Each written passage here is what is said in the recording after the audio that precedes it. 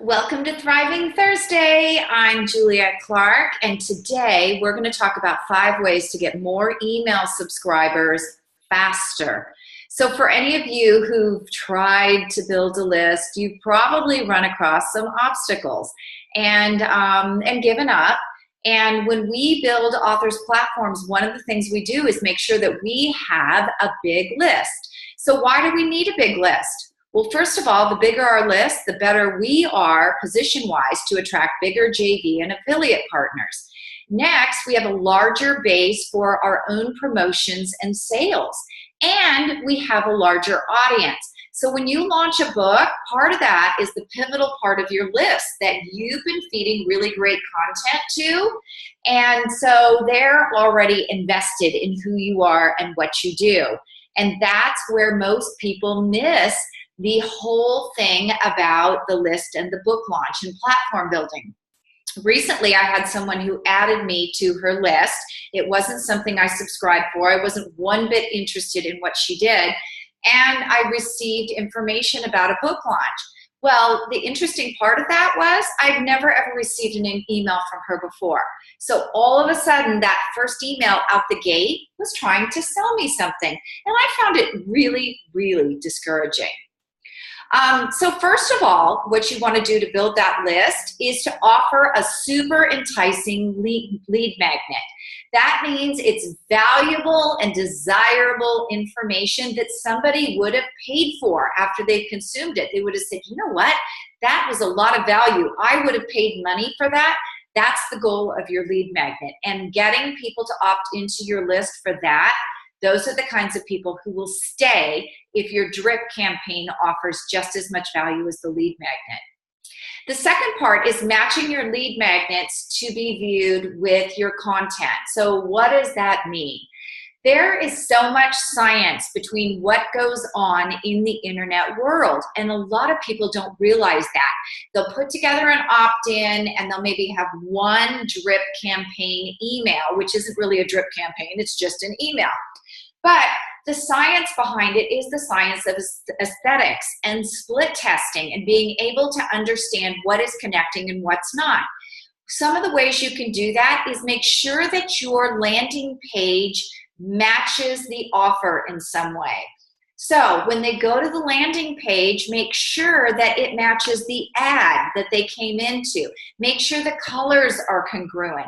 Make sure that you're not offering a dating guide and then after it, how to break up or something that just doesn't mesh together. That's where a lot of disconnect happens.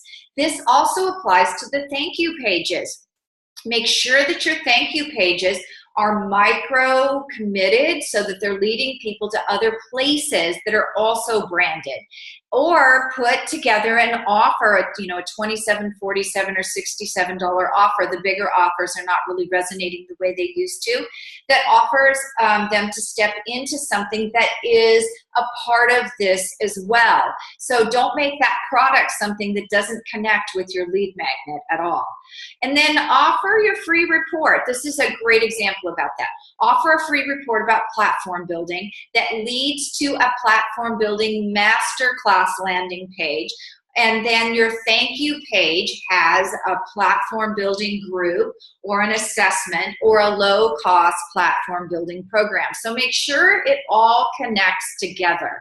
And again, the colors, the layout, be split testing those all the time so you know what's converting and what's not.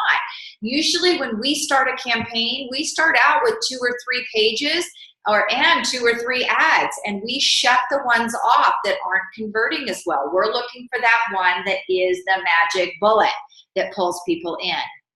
And so make sure, again, all offers related, all pages look similar. Number 3, install an overlay capture system. So make sure when people go into your website that there are pop-ups or light-up boxes. No, people don't really love these, but if they're really committed, they'll go through them. Don't do this when someone first visits your site. That's probably one of the big mistakes people make is they put them up on their site and it's the first thing people see. And they want to be able to look around your site before they commit to getting into your list. So make sure that it happens before they land on that last tab. And the way that you make this happen is make that last tab something totally juicy that they can't access until they give you the opt-in information. That's how you capture the right audience, because people who aren't really interested won't opt in. And for those of you who haven't attended anything I've done before, your social media page, your social media community, and when I say page, I mean your business page, your community and your email list, you want those to be pure targeted people, because those are big things that you use to remarket and to market on social media. So you can actually load those in and say, go find more people just like this. But if you've diluted them, they're going to go find a mishmash of people instead of a real targeted group. Number 4, funnel your social media followers. Make sure there's an opt-in on your business page. Make sure there's an opt-in on your pinned post inside your community. Have an opt-in for social media ads. If you're running social media ads without an opt-in, you are wasting your money. You are literally throwing money at Mark Zuckerberg. Have an opt-in at the bottom of your blog. Make sure you have opt-ins inside of the margins of your website. You need opt-ins everywhere. Also, too, number 5, be a collaborator. Find influencers or people that have accessory products or similar products that can collaborate with yours and co-promote webinars, co-promote newsletters.